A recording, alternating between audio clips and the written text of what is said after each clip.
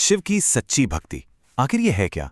क्या सिर्फ मंदिर जाना, पूजा पाठ करना ही काफी है, या इसका कोई और इससे भी गहरा मतलब है?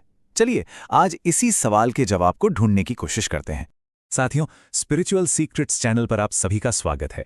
तो जैसा मैंने कहा, आज हम भगवान शिव और माता पार्वती की एक बहुत ही कह सकते हैं आंखें खोल देने वाली कथा की गहराइयों में उतरेंगे। देखिए, ये कहानी शुरू होती है एक ऐसे सवाल से जो मुझे लगता है हम सबके मन में कभी ना कभी तो आता ही है। सवाल है सच्ची आस्था का, एक डिवाइन इंक्वायरी कह सकते हैं। तो हुआ यूं कि एक दिन माता पार्वती ने भगवान शिव से पूछा, प्रभु ये क्या बात है?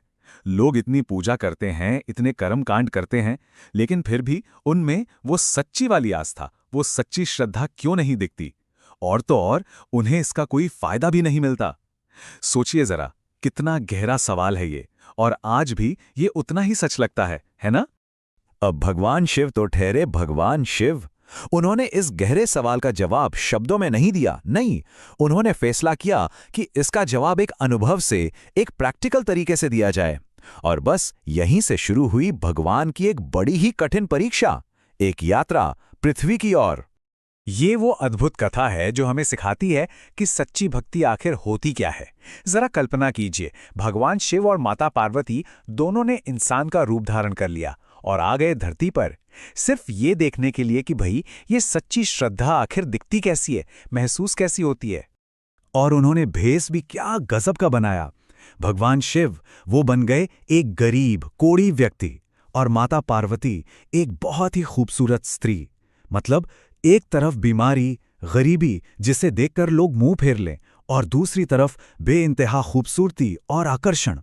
इससे बेहतर तरीका और क्या हो सकता था इंसान की सोच को परखने का?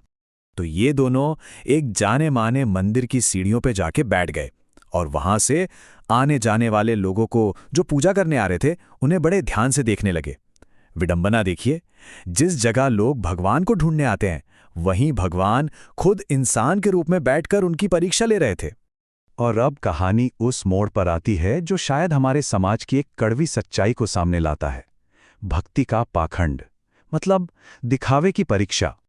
अब हुआ ये कि जो भी दर्शन करने आता, वो कोढ़ी बने शिव को देखता तो घृणा से, नफरत से मुंह फेर लेता था। अरे कोई पास भी नहीं फटकता था। लेकिन जैसे ही उनकी नजर खूबसूरत स्त्री बनी पार्वती पर पड़ती, हर कोई उनकी तारीफों के पुल बांधने लगता।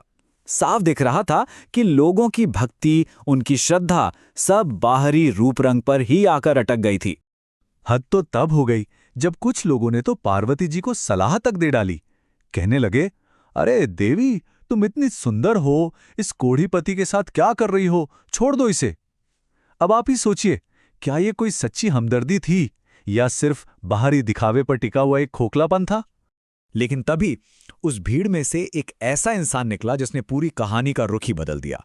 वो था एक सच्चा भक्त, निस्वार्थ सेवा की एक जीती जागती मिसाल।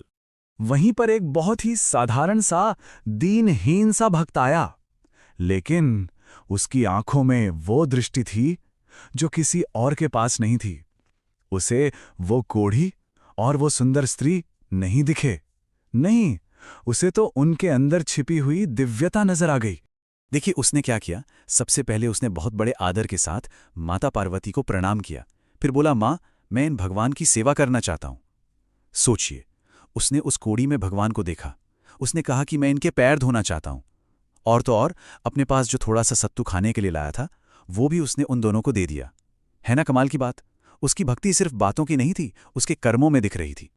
और बस उस भक्त के इसी एक निस्वार्थ काम ने सब कुछ बदल दिया। अब वक्त आ गया था शिव के असली रूप के प्रकट होने का, एक दिव्य रहस्योद्घाटन का।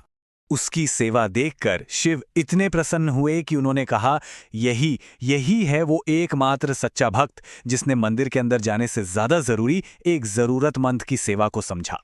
ये बात हमें सोचने पर मजबूर कर देती है कि असली पूजा आखिर है क्या। और उसी पल भगवान शिव और माता पार्वती अपने असली दिव्य स्वरूप में प्रकट हो गए और उस साफ दिल वाले, पवित्र मन वाले भक्त को दर्शन दिए और उसे अपना भरपूर आशीर्वाद दिया। तो चलिए अब बात करते हैं इस कहानी के सार की।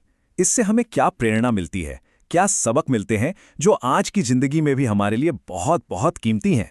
देखिए, इस कहानी से ना हमें 4 बहुत ही अनमोल सूत्र मिलते हैं।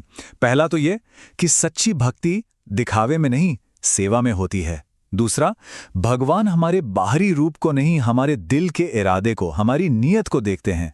तीसरा, और ये बहुत जरूरी है, कि इंसान की निस्वार्थ सेवा करना ही भगवान की सबसे सच्ची पूजा है। और चौथा, कि हम किसी और को दोष नहीं दे सकते, हम अपने कर्मों से ही अपना भाग्य लिखते हैं। ये कहानी हमें एक बहुत बड़ी बात याद दिलाती है कि हम यानी मनुष्य परमात्मा की सबसे बेहतरीन और शक्तिशाली रचना है। हमारी जिंदगी में जो कुछ भी हो रहा है, जो भी परिस्थितियां हैं, वो कोई इत्तेफाक नहीं है, कोई एक्सीडेंट नहीं है, बल्कि वो हमारे ही किए हुए कर्मों का नतीजा है। तो साथियों, इस कहानी के बारे में आपके क्या विचार हैं? हमें कमेंट्स में ज़रूर बताइएगा। और हाँ, अगर आपको ये प्रस्तुति अच्छी लगी हो तो इसे लाइक और चैनल को सब्सक्राइब करना मत भूलिएगा। बहुत बहुत धन्यवाद।